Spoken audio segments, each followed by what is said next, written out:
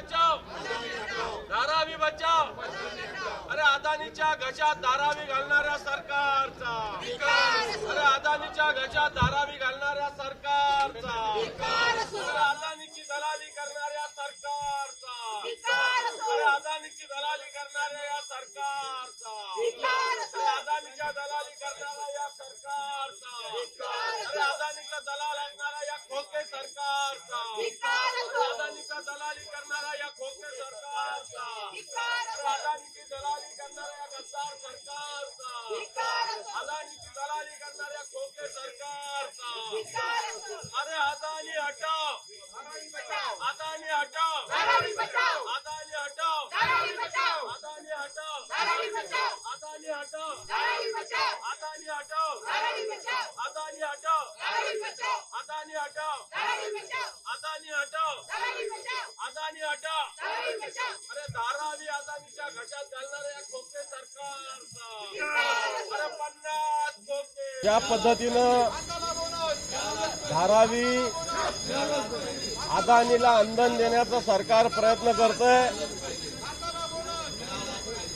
पूर्णपणे मुंबई आणि त्यातल्या त्या धारावी, ज्या धारावीमध्ये शेकडो लघुउद्योग आहे, शेकडो लोक या धारावीच्या उद्योगधंद्यावर अवलंबून आहे, असं असताना ही धारावी अदानीच्या घशात घालण्याचं काम हे राज्य सरकार करतंय।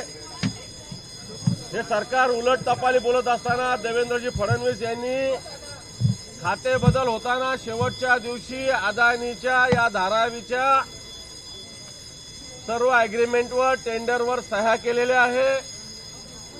एक तर धारावीमधल्या जवळपास 70,000च्या वर लोकांना आज हे घर मिळेल का नाही मिळेल अशा प्रकारची शंका आहे। असं असताना टीडीआरची मालकी सुद्धा अदानीकडे दिली जाते।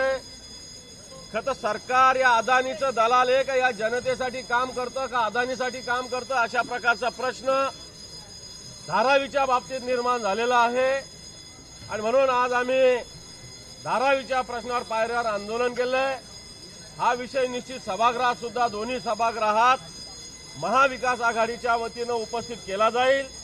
कारण धारावी ज्या पद्धतीनं केंद्र सरकार मोदी शहाचं दलाली करतं, त्याच पद्धतीनं त्याला प्रोत्साहन हे खोके सरकार, हे गद्दार सरकार महाराष्ट्रात देण्याचा प्रयत्न करतंय। आणि त्यामुळे धारावीवर आणि मुंबईवर होणारा अन्याय महाविकास आघाडी कदापि सहन करणार नाही। आणि म्हणून आज विधिमंडळात लढा देऊ, विधिमंडळाच्या बाहेर सुद्धा लढा देण्याचा निर्धार आम्ही व्यक्त केलेला आहे। सगळ्यात महत्त्वाचा मुद्दा आहे की या धारावीचा विकास हा धारावीच्या जनतेसाठी व्हायला पाहिजे।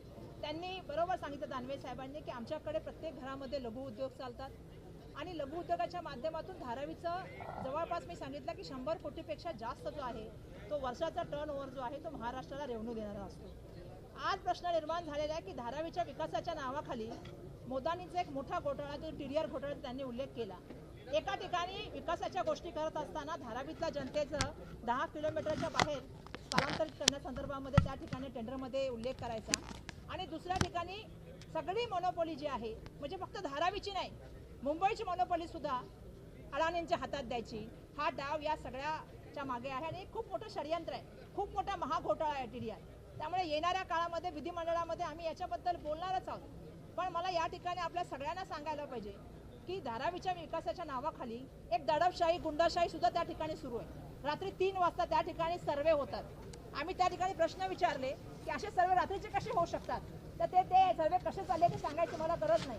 मी मागे पण सांगितलं आणि विधिमंडळात सुद्धा सांगितलं की एक्स पोलीस ऑफिसरांचा वापर त्या ठिकाणी होत आहे, गुंडांचा वापर त्या ठिकाणी होत आहे आणि म्हणून दहशतीचं, त्या ठिकाणी दडपशाहीचं वातावरण त्या ठिकाणी निर्माण करण्याचा प्रयत्न चाललेला आहे। आणि जे त्यांनी सांगितलं की खाते बदल होण्यापूर्वी वर्क ऑर्डर कोणी दिली, त्या ठिकाणचे जे डीसी रूल बदल करण्याचा निर्णय कोणी घेतला, हे सगळे प्रकरण सर्वांना माहिती आहे आणि कोणाबद्दल प्रेम आहे अडाणीबद्दल हे देशाला चांगलं माहिती पडलं। आज एअरपोर्ट असतील, सरकारी प्रॉपर्टी असतील, या सगळ्या अडाणीला देण्याचा प्रयत्न चाललाय आणि त्यामुळे धारावीकर म्हणून आम्ही ही मागणी करत आहोत की मोदाने हटाव आणि धारावी बचाव। तुम्ही अकाउंटिंग स्पेशलिस्ट विरुद्ध गंभीर आरोप केला होता, धमकवलं होतं, सरकार गांभीर्याने घेतंय का या गोष्टी आणि उपमुख्यमंत्री गृहमंत्री याच्याकडे दखल घेत आहेत? मी बिलकुल त्या सांगत असताना सांगितलं की आम्ही एक चित्रपट बघितला होता, दानवे साहेब याचं नाव होतं, मी छत्रपती शिवाजी महाराज बोलतो। त्याच्यामध्ये एका कुटुंबाला ते एक बिल्डर येतो एका दिवसामध्ये त्यांचं पाणी बंद केलं जातं, एका दिवशी त्यांची इलेक्ट्रिसिटी त्या ठिकाणी म्हणजे मीटर काढून ठेवलं जातो.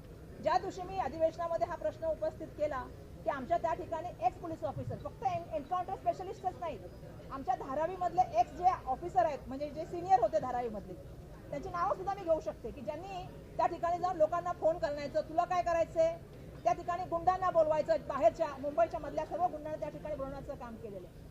लगेच त्या दिवशी मी प्रश्न मांडला, 2 तासामध्ये तिथे बीएसटीचे अधिकारी गेले मीटर काढायला, नंतरच्या काळामध्ये तिथे रेल्वेचे अधिकारी गेले झोपडे खाली करायला.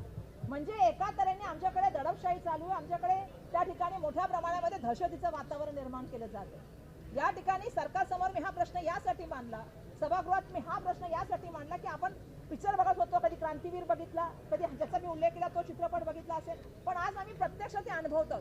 यांचं काम काय, मी प्रदीप शर्माजींचं नाव घेते, त्यांचं काम काय धारावीमध्ये, गंगावणे जे रिटायर झाले त्यांचं काम काय, अंचाटे जे धारावीतून रिटायर झाले त्यांचं काम काय, की रिटायर ऑफिसर धारावीमध्ये येणार आणि जनतेला त्या ठिकाणी वेठीस धरण्याचं काम करणार, हे बरोबर नाही. आणि म्हणून येणाऱ्या काळामध्ये या संदर्भामध्ये आम्ही आपल्याशी बोलू आणि हा किती मोठा TDR घोटाळा आहे हे सुद्धा आपल्यासमोर.